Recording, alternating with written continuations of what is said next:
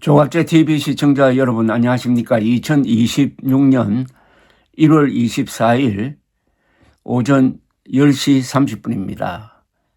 날씨도 추우니까 좀 웃기는 이야기를 하나 하겠습니다.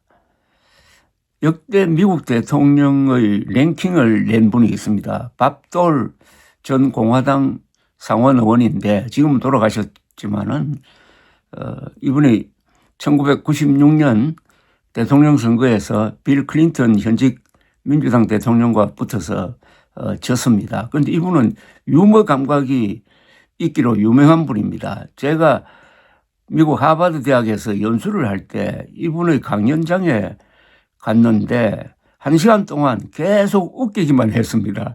이분이 낸 책이 프레지덴셜 유머라는 책이 있는데 역대 미국 대통령을 웃기기 기량으로 평가를 했는데 단연 1등은 에이브러함 링컨 대통령이었습니다.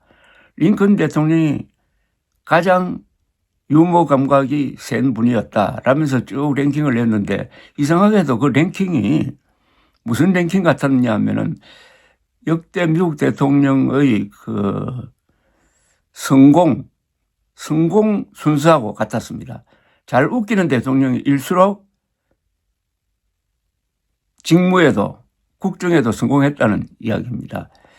우리나라 역대 대통령 중에서 유머 감각이 가장 탁월했던 분은 전두환 전 대통령으로 알려져 있습니다.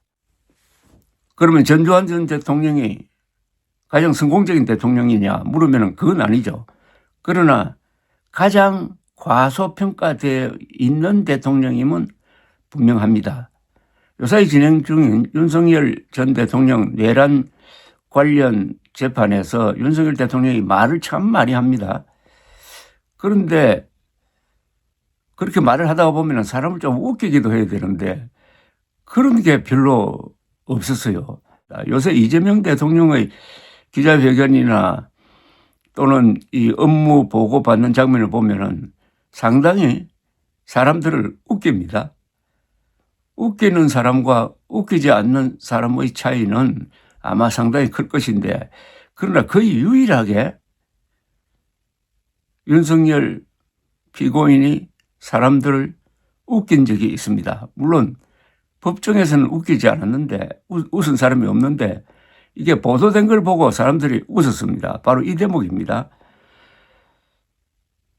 지난 5일 서울중앙지법 형사합의 25부 심리로 열린 내란 우두머리 혐의 재판에서 한 이야기입니다.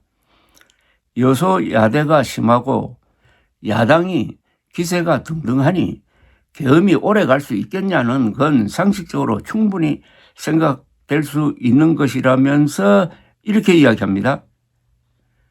정무 감각이 있는 사람들이라면은 외교나 민생 이야기가 아니라 계엄을 선포해도 하루 이틀이면은 야당이 달려들어 해제할 것이고 그러면은 대통령만 창피해지고 오히려 야당의 역공을 받을 수 있다. 는 말을 했어야 했다면서 국무위원들을 탓을 합니다. 그런 이야기를 누군가는 해주기를 기대할 수 있는 상황이었지만은 그렇게 말한 사람은 아무도 없었다. 총리나 장관들이 그런 문제를 꺼내지 않는 걸 보고 답답하지 않았느냐고 질문을 하자 정인으로 출석한 김용현 전 국방장관은 아무도 그런 이야기를 하지 않았습니다라고 답을 했습니다. 즉 자기를 말려주기를 바랐다는 거죠. 그러면은 어떤 이야기인지 그 실황 녹음된 걸 한번 틀어드리겠습니다. 여소야대가 심하고 또 야당이 이렇게 기세가 등등하니 이 계엄이 오래 갈 수 있냐. 상식적으로도 그런 게 충분히 생각될 수 있는 거 아니에요? 네. 그죠? 네. 근데 총리하고 국무위원들이 와가지고 얘기를 하는데 사실은 좀 최소한의 정무 감각이라도 갖추고 있는 사람들이었으면 오히려 대통령한테 무슨 외교 관계가 어쩌니 민생이 어쩌니 얘기할 게 아니라 증인 옆에 있었잖아요. 네.